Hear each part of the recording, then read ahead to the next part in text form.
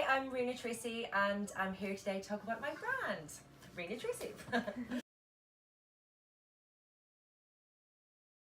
I have been working in the fashion industry for the last 10 years here in London, and I started my brand about 6 years ago, based in London, and I was educated in Ireland and then moved over here to intern in McQueen and American Transu, and did that for about 6 months, and then started working for suppliers in and around London for ASOS, River Island, stuff like that. And I just thought, no, I want to stay where my roots are, really in luxury, where I learned my craft sort of after my master's at McQueen.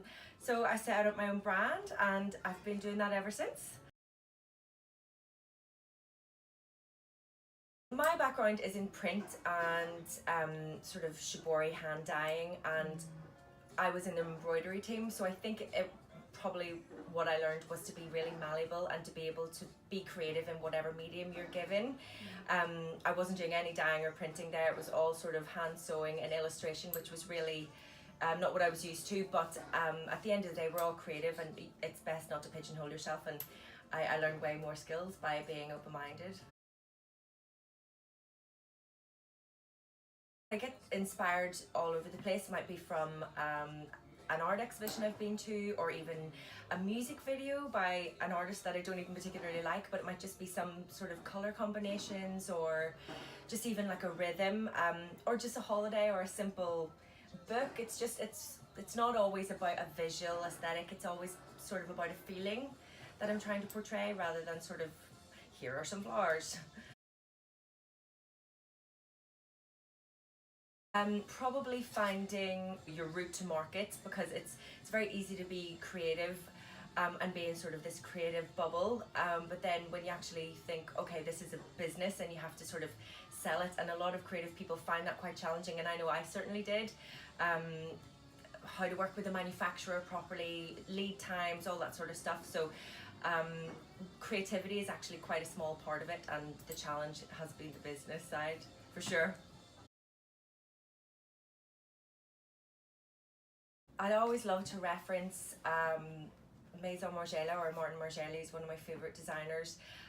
Hussein Chalayan's also a big inspiration, just because their aesthetic is sort of, it's not always that girly, and I identify with that quite a lot, and it's always feminine, and it doesn't have to be revealing to be sexy. It can just be sort of strong, and it's about a silhouette or maybe a texture, and I always find that really interesting. Even, you know, the clinical use of some of their fabrics, and even just their lack of colour sometimes, it's a totally different way of looking at clothes, and I love that.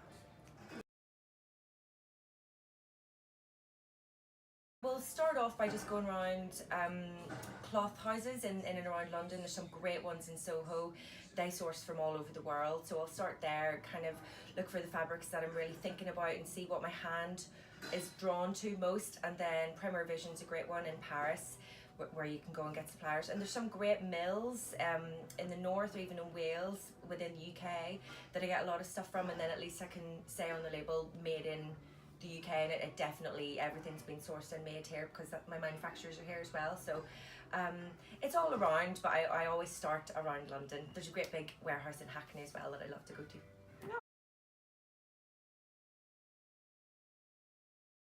I'm really excited about this collaboration because there's so many people that borrow my clothes for events, and maybe they're going to a wedding, or they're going to the races, or whatever it might be, and the imagery's kind of lost a little bit, and I find that with Wear the Walk, I feel like the reach will be a lot bigger, and more people will know about my clothes, rather than just individuals that borrow them now and again, or even for stylists.